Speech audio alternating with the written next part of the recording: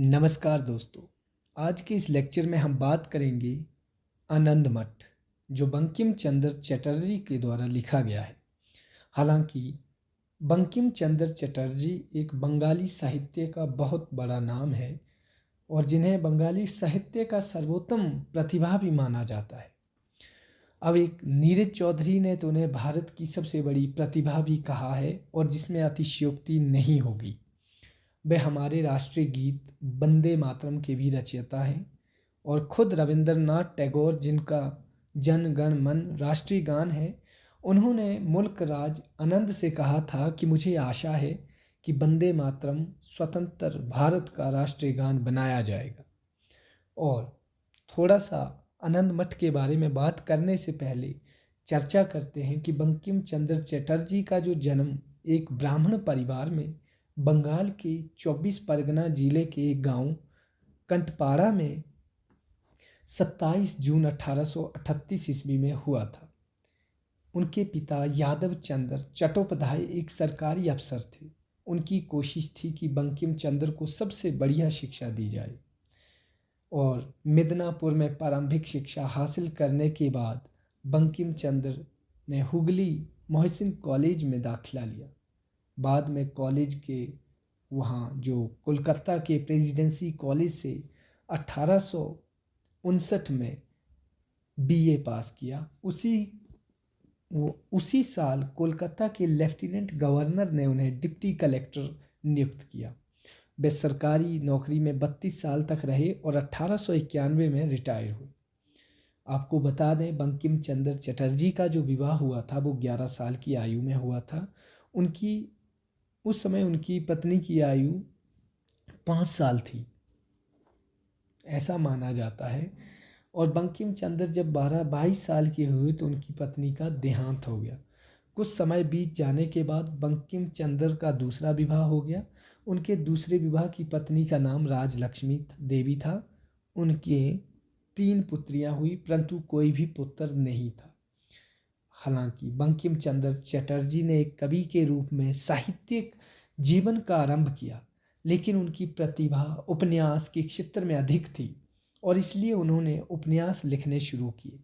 उनका पहला उपन्यास राजमोहन वाइफ था, जो शायद उनके पहले बंगला उपन्यास का अनुवाद था, लेकिन शीघ्र ही उन्हें एहसास हुआ कि वे बंगला में अधिक अच्छा लिख सकते थे, इसलिए उन्होंने बंगला में लिखना शुरू कर किया।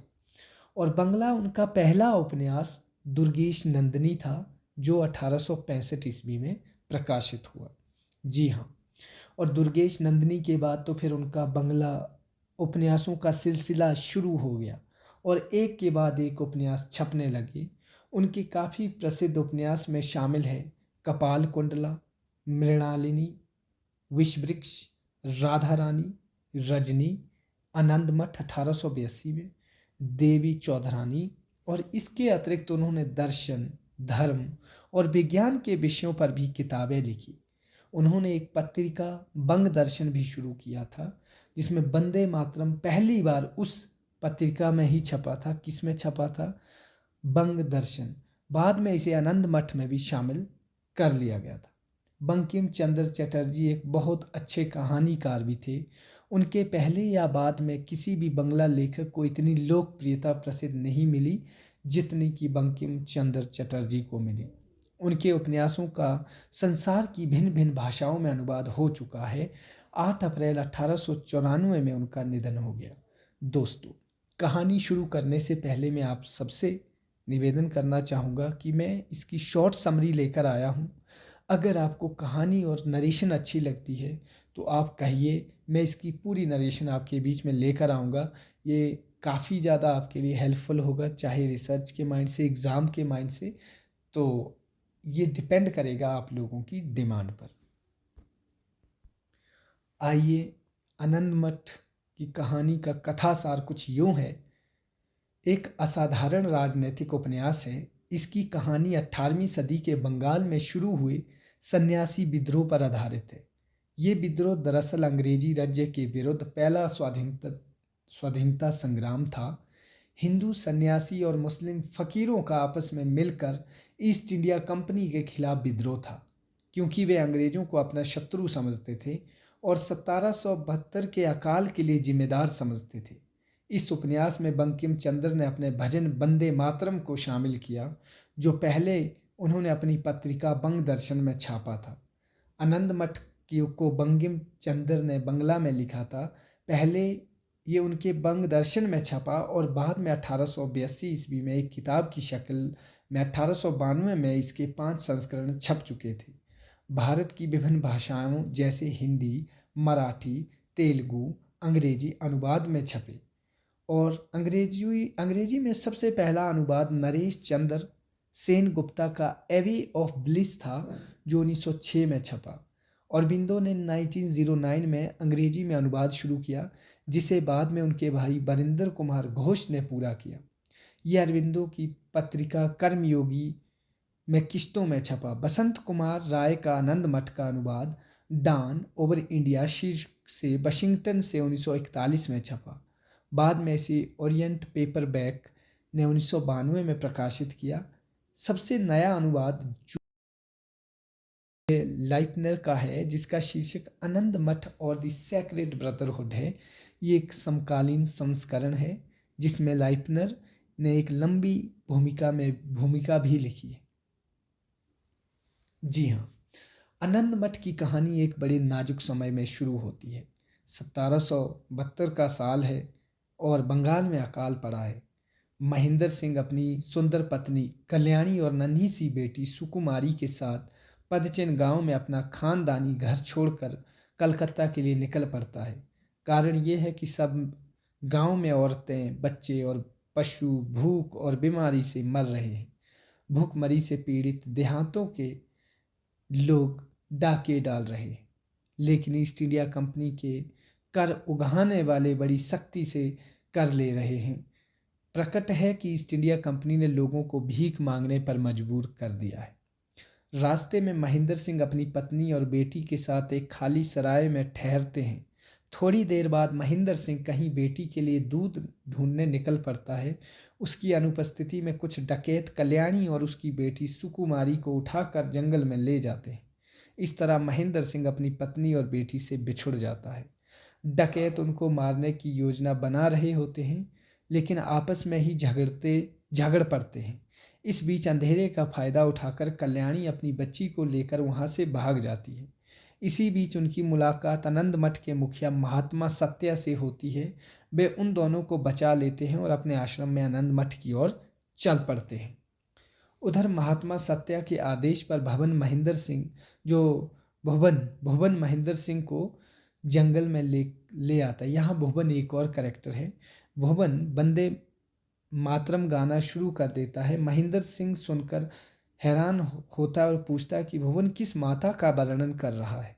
भुवन उसे कहता है कि माता से उसका भाव अपने देश से है, ना कि किसी नश्वर माता से। भुवन फिर उसे समझाता है कि भारत ही उनकी माता है और वे सब भारत माता की संतान है। वे अन्य किसी सांसारिक संबंध को नहीं मानते। उसके ये वचन सुनकर महेंद्र सिंह भी वंदे मातरम गाना शुरू कर देता है। उसे पता लगता है कि आनंद मठ के सभी सन्यासी अपने को संतान कहते हैं, क्योंकि वे अपने आप को भारत माता की संतान मानते हैं। बाद में महात्मा सत्य महेंद्र सिंह को आश्रम में भारत माता के अलग अलग रूप दिखाते हैं। एक प्राचीन भारत का जो बहुत समृद्ध था, मतलब भारत माता का एक उनको मैप दिखाते हैं, चित्रण दिखाते हैं, जो एक बहुत प्यारा सा है। और एक दूसरा दिखाते हैं जो बिल्कुल दुर्गति वाला रूप है, वो जो कि अभी का प्रेजेंट टाइम का रूप दिखा रहे हैं। इस रूप में भारत माता की मूर्ति पर तलवार लटक रही है। महात्मा के अनुसार ये तलवार ब्रिटिश शासन की है, जिससे भारत माता को मुक्त करवाना है।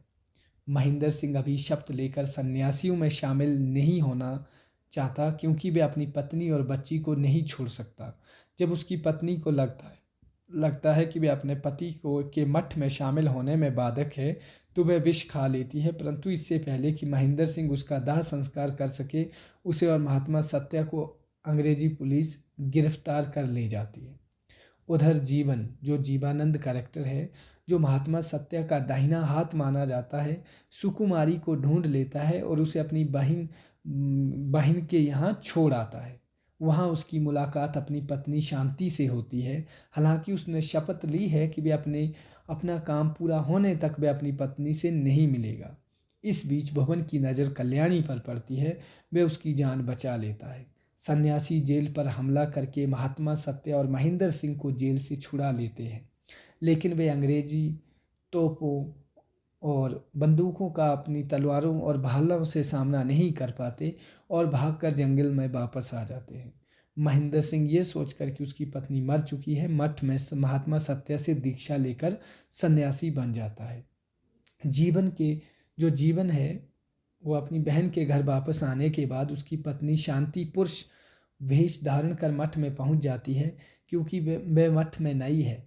महात्मा सत्या उसको नवीनंद या नवीन नाम रखते हैं। महात्मा सत्या शीघ्र ही समझ जाते हैं कि वे एक महिला है। वे कहते हैं कि मठ में शामिल नहीं हो सकती, क्योंकि यहाँ सशक्त पुरुष ही रह सकते हैं। शांति कहती है कि वे शक्ति और प्रण में किसी पुरुष से कम नहीं।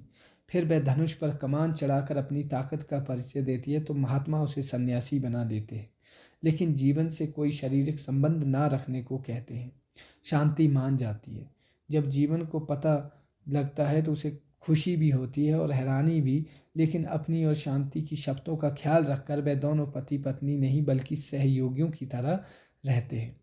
महात्मा सत्या महेंद्र सिंह को आदेश देते हैं कि वे अपने गांव पदचिन जाकर एक किले का निर्माण करें, वहां एक हथियार बनाने की फैक्ट्री लगाए और मठ के खजाने को रखने के लिए सुरक्षित जगह का प्रबंध करें। इस दौरान अकाल खत्म हो जाता है, लेकिन जो तबाही अकाल ने की है उससे गांव और खेत वीरान जंगल बन गए। सन्यासियों को नए अनुयायी मिल जाते हैं, उनकी सैन्य शक्ति बढ़ती है और वे एक छोटी छोटी मुठभेड़ों में ब्रिटिश सेना को हराते हैं। भवन को कल्याणी से प्यार हो जाता है और उसके लिए वे अपना संन्यास और सारी शर्तें छोड़ने को तैयार हो जाता है, लेकिन कल्याणी उसे डांट देती है। भुवन को अब लगता है कि मौत ही उसका पश्चाताप होगा। कैप्टन थॉमस के नेतृत्व में ब्रिटिश सेना सन्यासियों पर हमला करती है। एक भीषण युद्ध होता है। जब ब्रिटिश सेना सन्यासियों को हराने ही वाली होती है, उसी समय महेंद्र सिंह पदचिन से 17 तोपें और सैनिक लेकर आ जाता है। युद्ध का पलड़ा अब सन्यासियों की तरफ हो जाता है। सन्यासियों की जीत होती है, लेकिन भुवन मारा जाता है। कुछ दिनों बाद एक बार फिर ब्रिटिश सेना सन्यासियों पर हमला करती है। इस बार मेजर एडवर्ड उनका मुखिया है। फिर बड़ा भीषण युद्ध होता है। बहुत से सन्यासी मारे जाते हैं, लेकिन जीवन के साहसी और सफल नेतृत्व में ब्रिटिश सेना फिर हारती है। सन्यासी अपने उद्देश्य में सफल हो जाते हैं, लेकिन जीवन बेहोश और घायल होकर लाशों के ढेर में पड़ा होता है। शांति उसे ढूंढ लेती है। तभी अचानक एक रहस्यमय महात्मा वहां प्रकट होते हैं। वह जीवन को एक जड़ी बूटियां लाकर दवाई बनाकर देते हैं। जीवन ठीक होकर उठ बैठता है। फिर युद्ध करना चाहता है, लेकिन शांति कहती है कि उसका उद्देश्य अब पूरा हो गया है। अब दोनों को हिमालय में जाकर कहीं अपनी कुटिया बनाकर भगवान का भजन करना चाहिए। जीवन मान जाता है और दोनों हाथ में हाथ डालकर वंदे मातरम का गान करते हुए वहाँ से चले जाते हैं। हालांकि इसके 7 अध्याय है दोस्तों, और मैंने इसको 13 से 14 मिनट में ख़त्म कर दिया है। अगर आप चाहते हैं कि इसकी पूरी समरी लेकर आपके बीच में आऊँ तो ज़रूर कमेंट करें और वीडियो को ज़रूर शेयर करें। Thank you so much for watching this video and have a nice time.